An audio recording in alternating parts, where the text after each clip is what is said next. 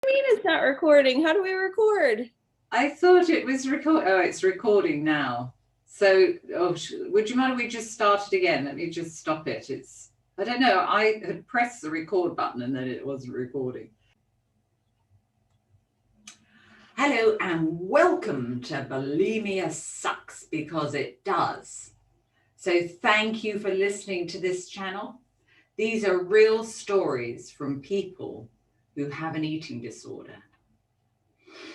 And so this podcast is about life with an eating disorder, and it's a platform for people to share relatable, uplifting and inspiring conversations based on bulimia and anorexia, and the victories and the challenges.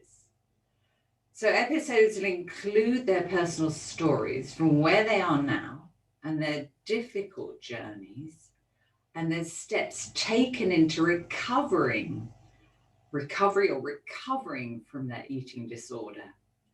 And our guest today is the fantastic Jaclyn. So welcome, Jaclyn. Thank you so much for agreeing to join us. Thank you so much for having me. So it's great to meet you. And this is such fun. So thank you. I'm so excited to talk to you. Me too.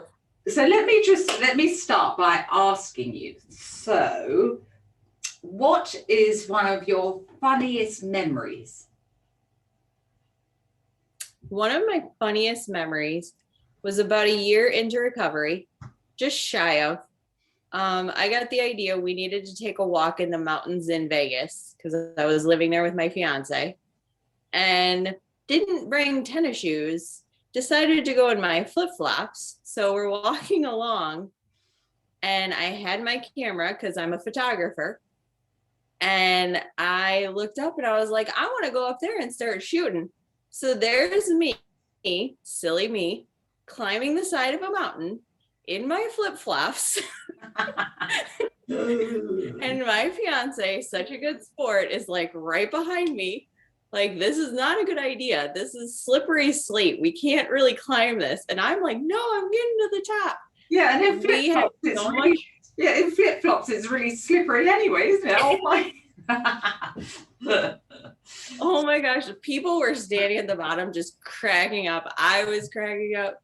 It was the funniest experience and one that I don't think I will ever forget because it was one of those things where I was like, I want to be adventurous. I haven't been adventurous.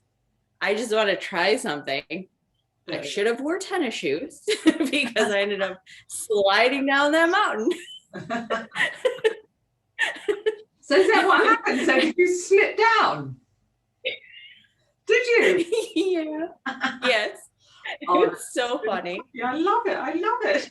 So what? How far up? I want to know the details. So how far up the mountain did you get before you ended up like? Oh my gosh, about maybe 6 feet up. I couldn't make it very far on those flip-flops. And at the very end, all my fiance said was, maybe we should try some tennis shoes next time. So did anybody video you trying to climb up? No, but I wish they had, because that would have been hilarious. Oh, that's cool. I love that. That's so funny. It's great when you think back to memories like that, and just talking about them brings back those same fun feelings. Oh my gosh, yeah. I love it. Yes. Anyway, so tell me about your experiences. So with bulimia, and you also had anorexic tendencies. Yeah. So tell me about how old you were when that started and what you remember about that time. What I find so funny, and I think many people out there can understand and agree with, I didn't really realize when it first started. I had an idea of when it first started, but until I started actual eating disorder therapy is when I realized my eating disorder technically started when I was 7 years old. I was being abused, and I was being abused at my babysitter's house. So I would go to my morning sitter's house and I would make myself sick every morning because I knew if I made myself sick, my papa would have to come get me and I could spend the day with my grandfather instead of having to go to the sitters. So I learned real quick. It took about a year, and then my parents found out what was actually going on, and they immediately, I wasn't going to that person's house anymore. Everything was cut off. My grandfather primarily took care of me after school from then on, just to make sure that, you know, I felt safe and where I was going to be after school. And so I really was able to kind of almost put it on the back burner for a couple of years. Right. It wasn't as prevalent as it was when I was 7, because I was using it for a purpose at 7. And then I didn't really need it, but I was really bullied. I stayed in the same school I was in from preschool up. I was in a private Catholic school, and I was bullied awfully about my weight, about my looks, about everything. And I had already opened that door to the eating disorder. So by 12, I was throwing up everything I ate. So there was a couple of years where you sort of stepped away from it, and then the bullying started. Yep. And it was an easy way to fall back into it. So I fell right back into my eating disorder. I cut out my lunch because I thought maybe if I don't eat lunch, they won't make fun of me, because they were, you know, you don't deserve to eat, you shouldn't eat.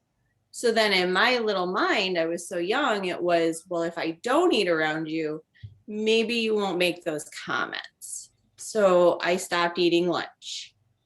I didn't like breakfast. So that was an easy out of, I don't want to eat breakfast because I don't like it. Yeah. So I was able to kind of remove myself from breakfast. And so I got down to where I was literally eating dinner because my parents, you know, would know if I wasn't eating dinner. So I'd pick up my dinner. I'd always have a very small portion. I'd pick at it. I'd limit what I ate. And all through high school, I was full blown in an eating disorder, eating one meal a day, getting rid of it. Yeah. And then I graduated from high school. My brother was getting married and I wanted to lose weight, and I was in my eating disorder. Yeah. So I went down to, I would eat a salad here and there, and that was it. Yeah. And it progressively got worse as I got older. I would sometimes get control of it and then I'd fall right back into it. I could never fully recover from it on my own. I tried many times, but I couldn't fully recover on my own. So did you get any help at that time? Or? No, I waited until I was 29. And by the time I was 29, I was passing out to the point of I had to go to the doctor because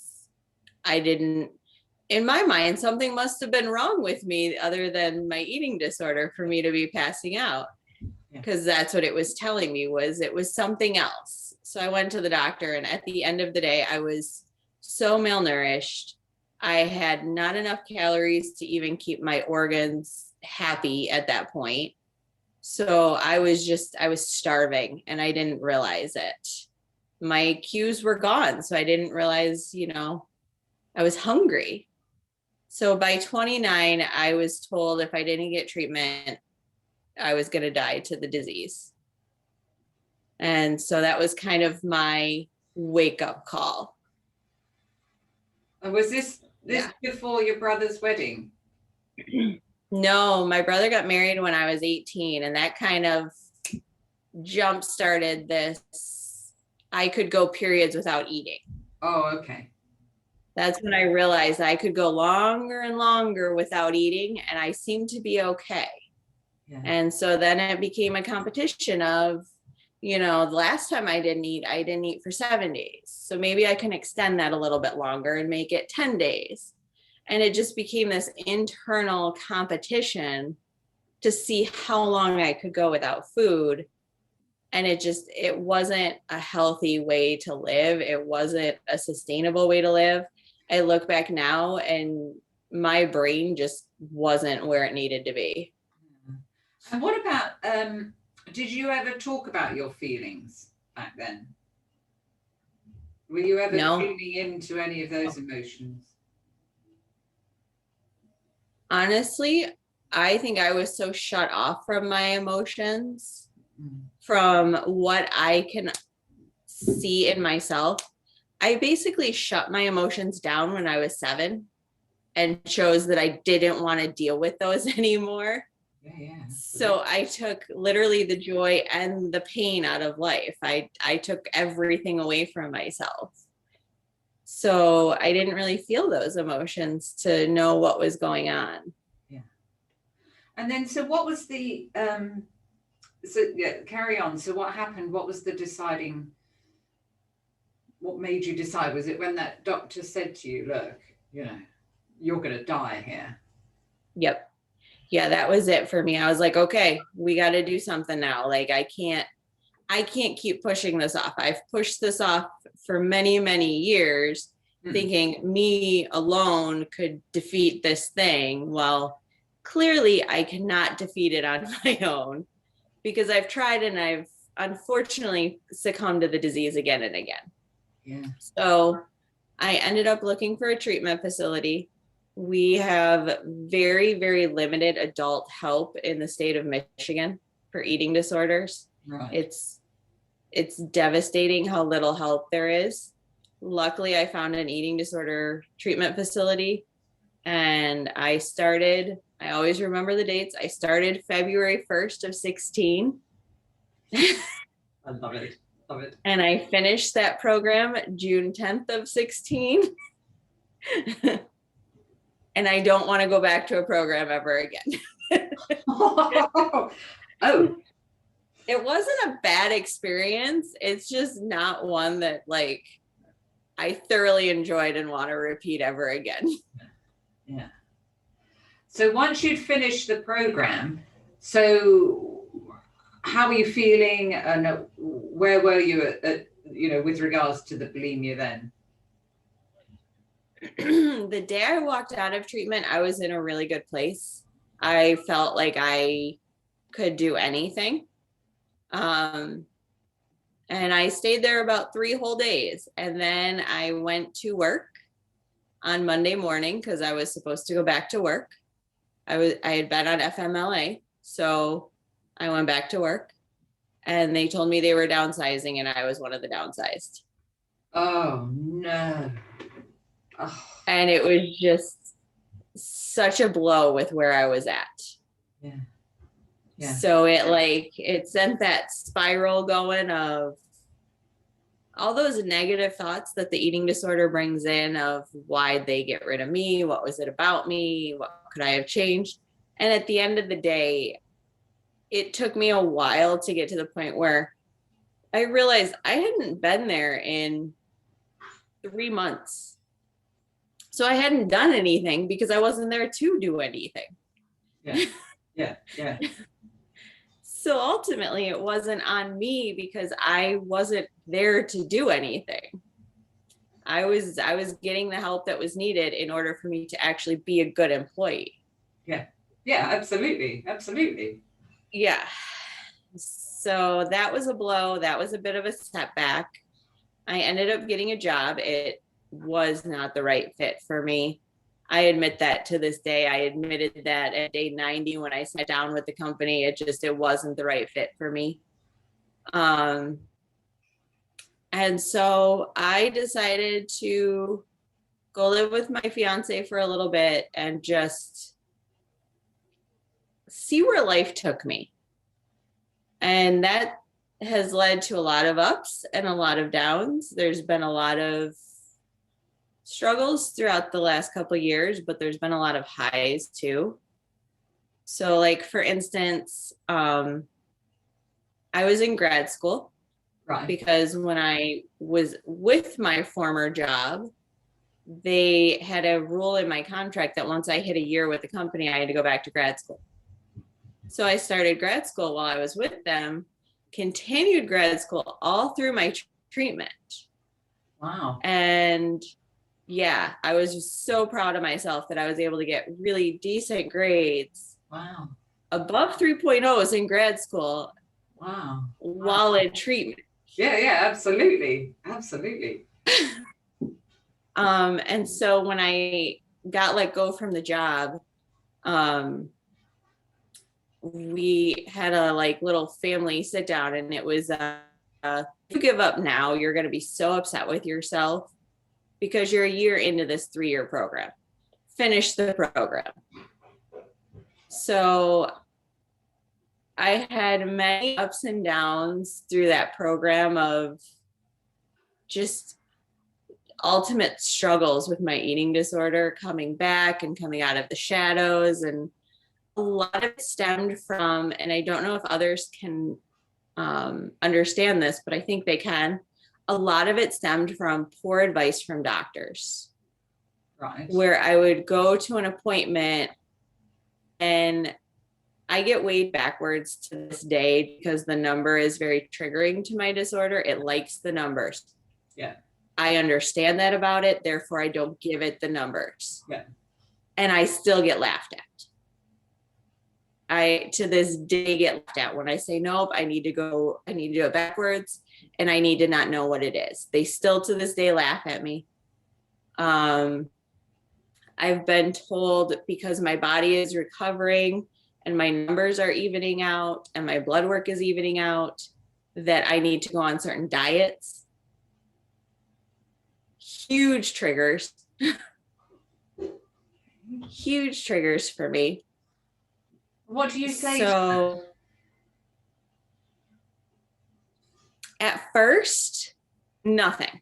At first, I was so insecure in myself still that I didn't know how to come back at what they were doing or what they were saying.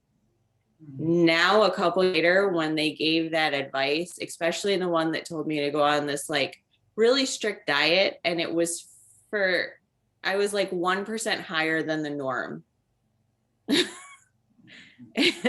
And so I was like, you're telling me to go on this really strict diet for 1%. Number one, you know my history. Number two, that is uncalled for. And number three, I am no longer your patient. Yeah, absolutely. And I walked away because what else can you do? Yeah. So then what happened? Thank God you walked away. So I have left a lot of doctors. I have found a voice to stand up against them and inform them they need further education into eating disorders, and am a huge proponent that there needs to be more covered in med school. Huge proponent that eating disorders need to be brought to the light, that it's not this what you see on TV, really sick, really awful disease. Yeah. It's the awful disease that looks like that, and looks like the neighbor next door, and looks like the guy down the street. Yeah. You never know who has it. And so you gotta be more cautious in how you talk to people, and there needs to be further education. Yeah. And that's what I keep telling every doctor I meet. I'm like, there just needs to be more education into this, because I need you to understand what you're treating. And I got very lucky. I found a primary doctor who understands my history. She has worked with eating disorders in the past. And her number one thing is, I can treat you with meds. I can treat you with anything I want, but I can never restrict what you eat. Absolutely. I can never bring up food. Yeah.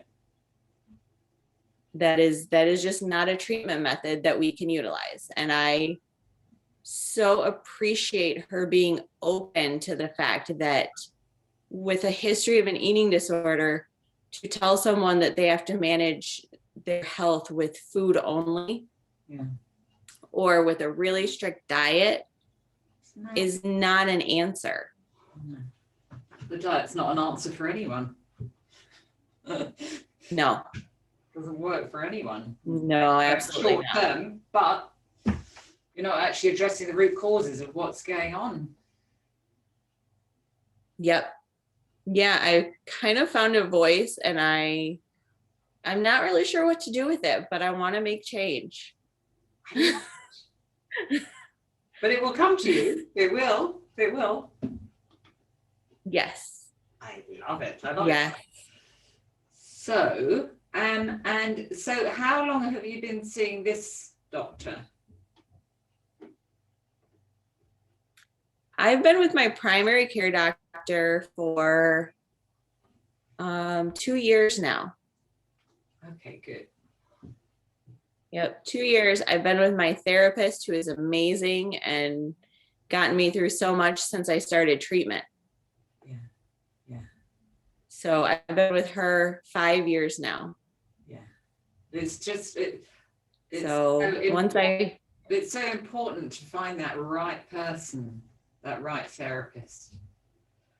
Exactly. Oh yes, and you feel it is comfortable and open up.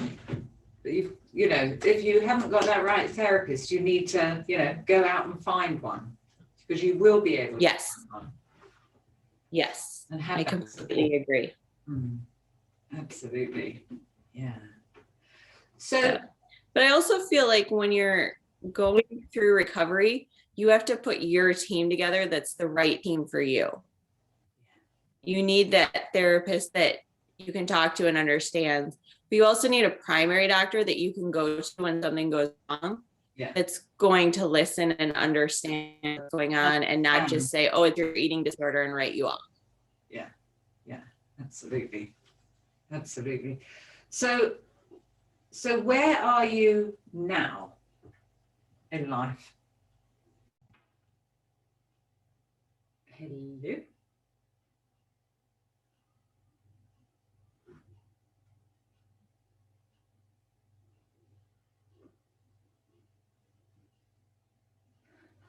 What happened? I don't know. I don't know. It was like all of a sudden it said, you're the host now. And I was like, wait, what? I don't know what happened. It just like flipped off. I was like, well, hang on. Yeah, that was so weird. It's still recording now. So we'll carry on if you don't mind. And hopefully I'll be able to connect them up somehow. Perfect. Yeah. So perfect. So tell me where you are now. So right now I am in the best place I think I've ever been. Oh, I love it. I have my eating disorder in his little box in my head, and I know where he is at all times. I am conscious of him, but I don't give him power. I get up in the morning and I start my day saying to myself, this is my day. And I literally say to myself, you are not in control, mister. And I start the day that way. And as long as I find, if I start the day that way, I have the strength to get through the day that way. If I don't start my day that way, then he can kind of push me around a little bit. So I start my day every day reminding myself I'm the one in control, not him. And I am so happy with life. My fiance and I are about to buy a house. We're moving on with our lives. We want to start a family. I can actually consider starting a family because I'm not boggled down by this eating disorder that was eating my life away. Yeah. So it's such a great place to be in. I'm in graduate school for the second time. This time getting a counseling degree though, because I want to turn my past into a positive. And I want to help others and find a way to give them their voices. Yeah, absolutely. My therapist helped me find my voice. I want to give back. Oh, I love it, Jaclyn. And that's what happened with me after I've been through my bulimia. Then it was when I came out the other side, it was like, oh my gosh, I've got to be able to help other people how I've been helped. I need to do this. I want other people to be able to find their voices. I love it. So whereabouts are you? Exactly. In the course, how far into it are you? I'm about a year into the program. It's depending on how I stretch the classes, 3 to 4 years. It'll probably be closer to a 4-year program. Yeah. Because I had to take some time off for some surgeries. But should be done in about 3 years, and doing my clinicals at that point and moving on to actually being able to forge my way in this world, kind of a thing. Oh. So I feel like I'm at a place where I can really honor who I am and tell myself that this eating disorder that controlled so much of my life didn't take my life from me. Yeah. So I get to live it and do what I want with it now. Oh. Which Fantastic. There's nothing greater. Yeah. So Jaclyn, tell me, so what do you feel was the hardest part about having bulimia? This is going to sound probably really strange, but hiding it. That was because at the time I thought hiding it from everybody was probably the hardest part, because I thought I had found like this key to change life, to make it better, and I wanted to share it, and I had to hide it because I knew people wouldn't understand. And at the end of the day, it was hiding it to make it so no one would try and help me. So I think that was the hardest part, was it was just this little secret of mine that I couldn't share with anybody, that I thought was this great thing at the time. It was not. It was the furthest thing from it. Yeah. But in that disordered thinking, it had opened doors for me. And at the end of the day, it had closed doors for me. But the hardest part was honestly hiding it from everybody. Yeah, absolutely. I can fully understand that. So if you could turn back the time and talk to that young you, that 7-year-old you, or the 12-year-old you, excuse me, what would you tell her?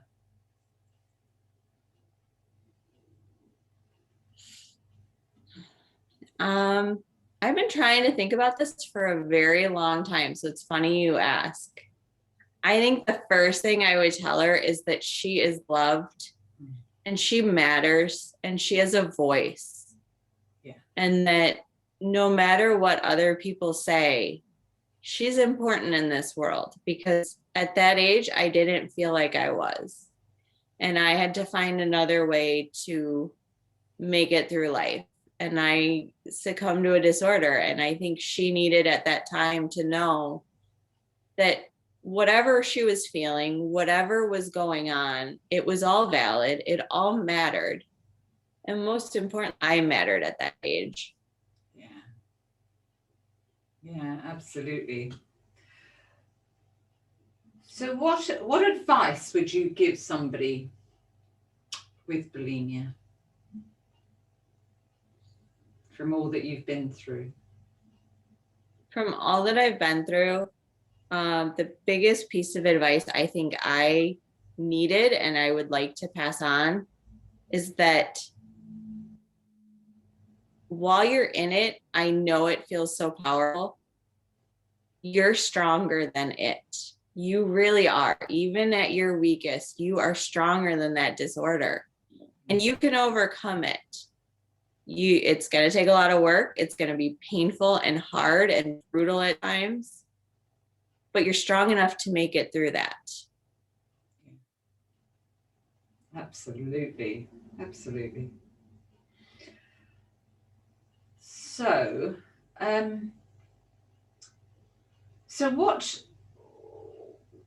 what would be,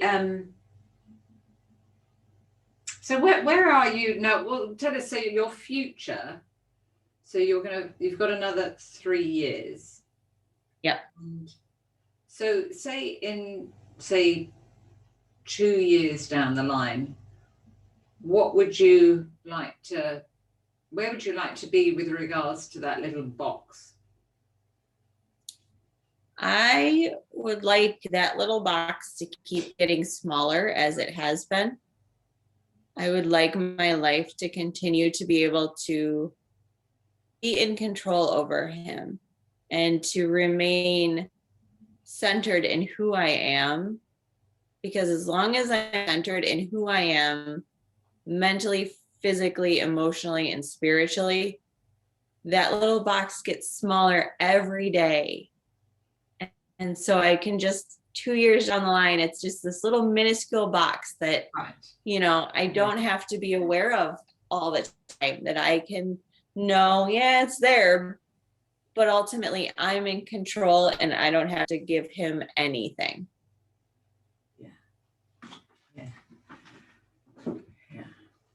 So little minuscule and then vanish completely. Yes, ma'am. I want him gone. Yeah. Well, you never know. That may happen sooner. That would be amazing. Maybe, I don't know, 6 months. Who knows? Who knows? That would be amazing. Yeah. So you various therapies that you've been to and doctors. Yep. So are there any other specific resources that have really helped you in your recovery? Support groups. Right. Unfortunately, during COVID, I haven't been able to go to any because they're not holding them here, which is really disappointing and frustrating that we're not even doing Zoom sessions. Yeah. Because I miss that support of a group setting that everyone can kind of have input and share what they've experienced, and you feel less alone in that group setting when there's more of you that have been through it. So I miss that. COVID kind of took that away from us, so I'm hoping eventually it'll come back. Yeah. But group therapies or group handed groups for those in recovery, those really kind of opened a new door for me where I felt like, you know what, maybe I'm not the only one that thinks this way or has experienced this. And so maybe I need to bring it up and talk it out and see what other people think. Yeah. So that part has really helped. I'm in a couple support groups on Facebook that have helped. Those groups, you really got to be careful because some of them are a little too supportive of the disorder. So you got to be a little picky. But when you find the right support groups, they're very good support groups. Yeah. So once COVID hit, I kind of had to join those instead because I needed something. I needed somewhere where I could go, that I could be open, that I knew people wouldn't judge and they would understand. So that's helped a lot too. Yeah, knowing that you're not alone. And people I think, unless you've actually been through it, it's difficult for people to understand Yep. what you're saying about your experiences and where you are. So absolutely, yeah. So tell me, who was the first person, because I know how difficult it is for people in their recovery or thinking about recovery to actually take that first step to reach out for help. So who was it that you reached out for help to? I know that you were 7. So how did it was your parents that realized what had happened to you? Or when I was 8 years old, I went to a sleepover at a friend's house and we were just playing with our dolls and we got to talking, and we found out that what had happened to me had happened to her. So what we didn't realize, because we were 8 and you pay attention to what's going on around you when you're 8 and you're playing, her mom was outside the door listening. So ultimately the parents found out by mistake what had happened to us. Yeah. But it was probably the best thing, because then we both, like, everything stopped. We got taken away from that person's house. We weren't allowed back there. Like, it changed everything. Yeah. But it was ultimately just 2 little girls talking and comparing what had happened, and it changed everything. So. Wow. Yeah. Yep. Gosh. So, well, Jaclyn, so is there anything else that you would like to share with us with regards to your experiences? I don't know if there's anything else I'd like to share. It's what I would like to say is this journey is, I like to call it a child's coloring page. My little niece gave me the best analogy, and it was because she was coloring and her colors, they all go together. The lines end and begin, and they create circles and squares, and everything is just complete chaos in a drawing from a toddler. And that is recovery. There are good days and there are really tough days. There are days that I question remaining in recovery. And then there's days where I'm like, I am so silly. That was a bad day yesterday. Yeah. And it's not holding on to that. It's actually, okay, that was yesterday, and reminding yourself that that was in the past, and I can move on. Exactly. And I can make a decision about what I'm going to do today, and I'm going to stay focused. But yesterday was in the past. Yes, exactly. And you can learn the tricks of the monster. And I call him a monster because that is what he is. He wreaks havoc on your life. He's a monster. Yeah. And you can learn his tricks and how he comes out, and you can catch him faster every time he comes out. So, and it gets to the point where you catch him right away. So tell me, for you, how do you know when he's opened that box? There's a whisper. It's a whisper. There's this friendly little whisper going, you're having a great day, and what could we change about today? Do you really need that? And I'm like, you're out.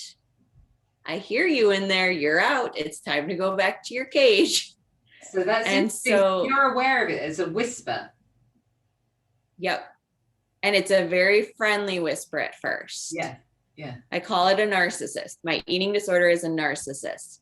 It's very friendly at first, and then as quickly as it's friendly, it turns on that mean. Yeah. And so he is one that I know right away, because I can go from he's in the box, and when he's in the box, he's very loud. He likes to scream. He likes to be heard. And when he comes out of the box, he's quiet. Oh, I see. Yep. So you can still hear him in the box, though, when he's in there, when he's locked away. Oh, I see. If I allow myself to, yes, I can. For the most part, I completely have learned to tune him out. Every once in a while, though, I got to check in and make sure he's still in there. So every once in a while, I'll be like, okay, where you at in there? And then I can hear the yelling and the negativity that comes around with it, because it's so mean and it's so negative, and that's just, it's not good for you to hear it all the time. So for me, I've learned to it's a guy thing, and I call it a guy thing. I can totally tune him out. And so I tune him out completely. And then every once in a while I check in to make sure he's in there. And then okay, you're good. You can stay in there a little longer or forever. Yeah, absolutely. Absolutely. So good padlock on that box. Yeah. Yes. My therapist always made me picture putting him in the box, closing the lid of the box, putting the lock on it, turning the key, taking the key away. Like, she always made me picture that, because it's the easiest way for me to keep him kind of where he's supposed to be. Yeah. And I'm so thankful for that analogy, because I can actually visualize that now. Yeah. And it really helps. So when you visualize that box now, how big is it? It's a lot smaller than it was. It's so much smaller than it was in the past. It was about that big in the past. Now it's maybe like this big. So it's about that big. And how close up is it?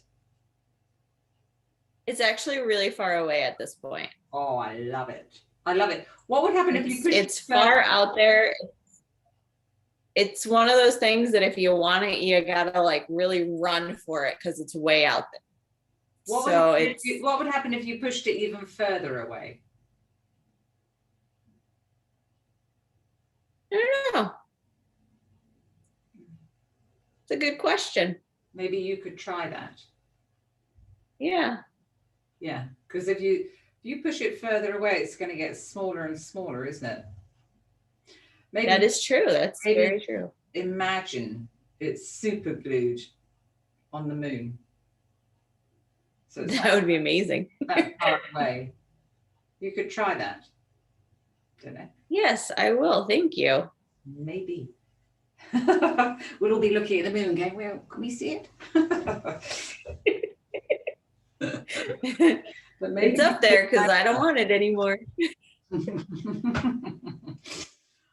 Oh, so is there anything else that you would like to share with everybody? I don't think so. I think that about covers it. You know, I just thank you so much for sharing your story, Jaclyn. It's going to help so many people. And how far you have come and your journey and the direction that you've decided to take is just huge. It's amazing. So thank you. Huge thank you so much. I am so thankful to you for doing this podcast and allowing us to be a part of it. Yeah, we want to spread the word as far out there as the moon. No one is alone. Far out there as no one is alone. And I think you're really reminding people that they are not alone in this. Absolutely. Yeah.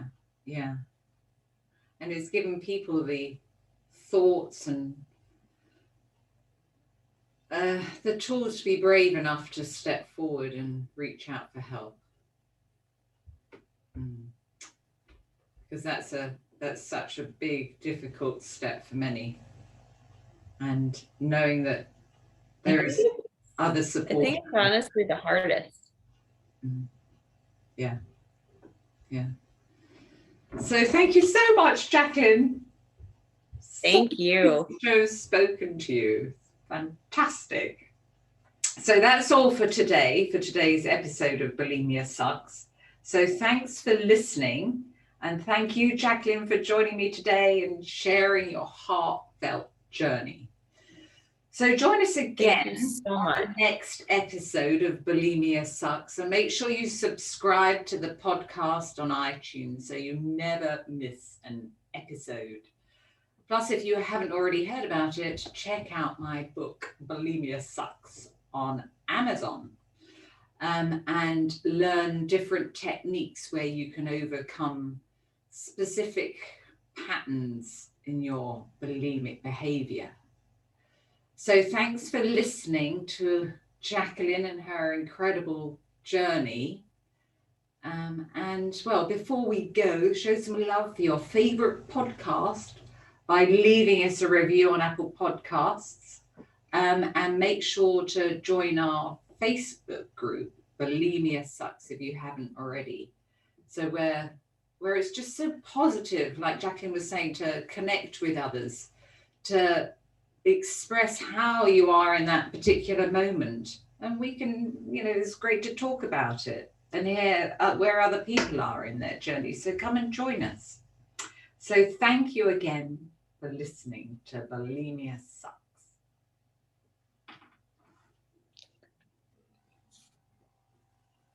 Yay! Yay!